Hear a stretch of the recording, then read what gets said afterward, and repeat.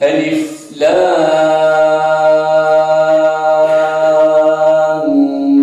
Mim.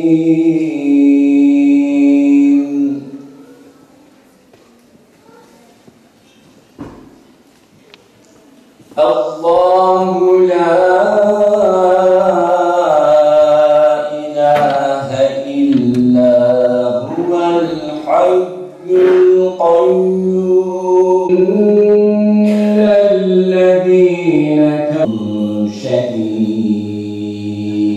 Ensar Vakfımız, ülkemiz insanının manevi dinamiklerini zenginleştirmek için ilmi, fikri ve ahlaki yönden gelişmesine katkıda bulunmak amacıyla 1979 yılında kurulmuştur.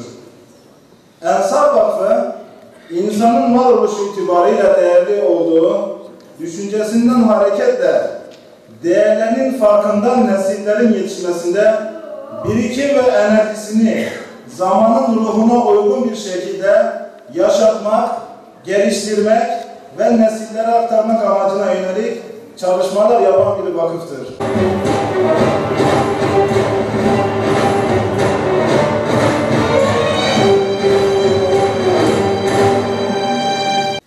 Kesinlikle benim ashabıma dil uzatmayın.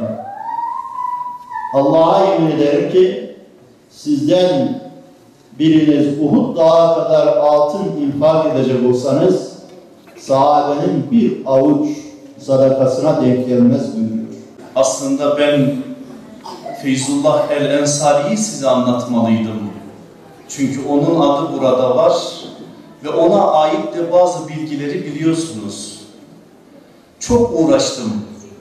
Aklınıza gelen bütün sahabi kaynaklarını elden geçirdim. Detaylı bilgi bulamadım.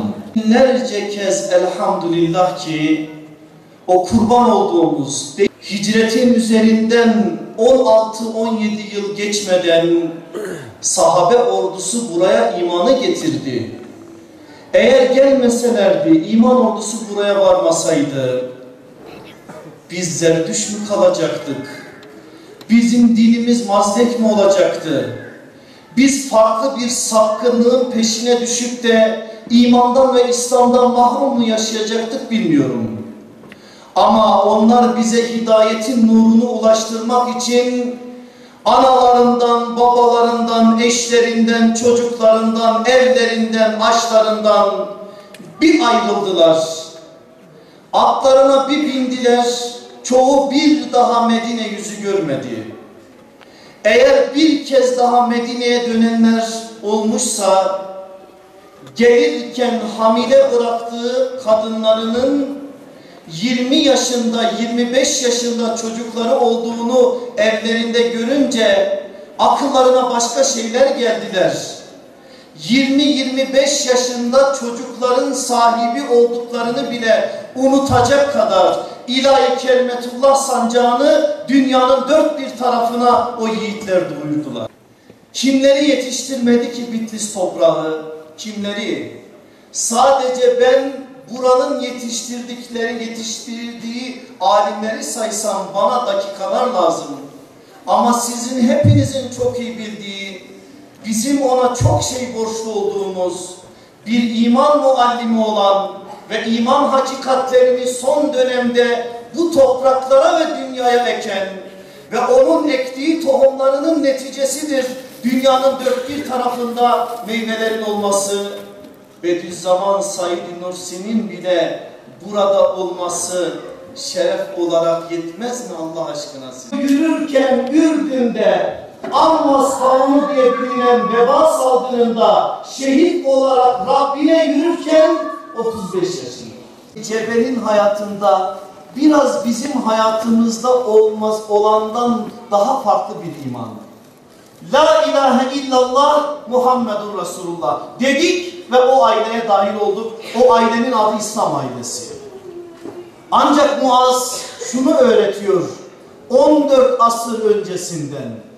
Diyor ki Müslüman La ilahe illallah der demez artık sen yerinde duramazsın. İmanın hakikatlerini öğrenmeli ve o iman hakikatlerini hayatın hayatında hakim kılma adına gayret göstermek zorundasın. İman edeceksin, sonra yatacaksın. İman edeceksin, o hakikatleri hayatına taşıma adına gayret içerisinde olmayacaksın.